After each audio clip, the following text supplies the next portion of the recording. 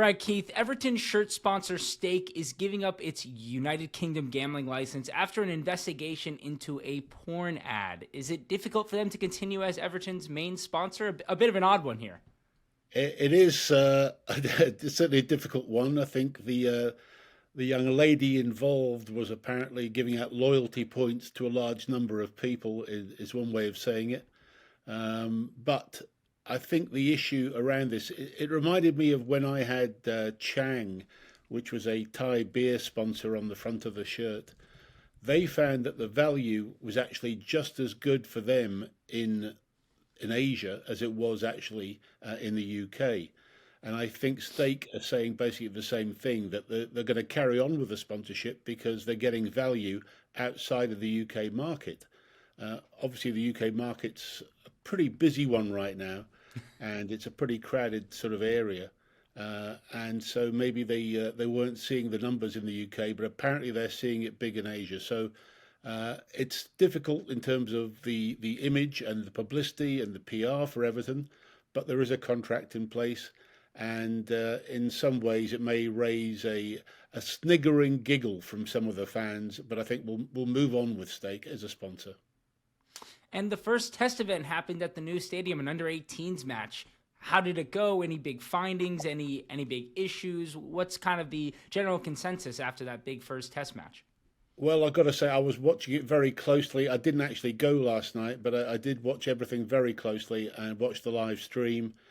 All I've heard is superlatives about the stadium. Everybody was really, really happy. The one area of concern is the transportation. That seems to be an issue. There is a station close to the ground that seems not to be fit for purpose, but those are outside of Everton's control. That's the local city council. I know that already today there's been a lot of words said to the council about this, and I'm sure that things will be doing. But that's what test events are for, to raise these issues and to find them out. So I think it was an incredible success. Only 10,000 fans in there, and the stadium not fully operational, but still everybody was amazed with the atmosphere. And I say it was really great.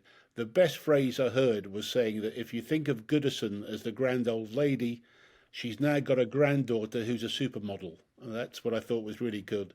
So I think I'll stick with that one. And let's move on to the next test event, which will be up to about 25,000 fans.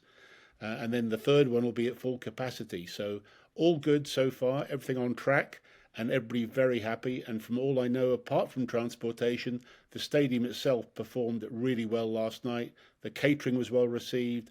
Everything started off on a good foot, apart from the score when the under 18s lost 2-1. But apart from that, all good. Yeah, the pictures and videos I saw all looked fantastic. Elevate Sports, who's in charge of the stadium naming, their chief revealed that brand alignment will be a key factor in Everton's search for a stadium name partner. What companies does that possibly put at the forefront for this naming as we wait for this deal to get done? Well, look, I've been again in this sort of position when you've had agencies working for you, and brand alignment is certainly one of those management speak buzzwords that you'd see in there. I think when it comes to it, money will be the key element, and it'll probably go to the highest bidder.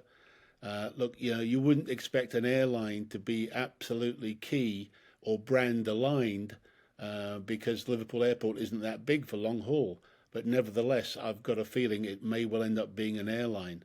But certainly, as long as it's a sensible company, I think possibly crypto may be a step too far. But I think a mainstream successful business would be, as far as I'm concerned, brand aligned.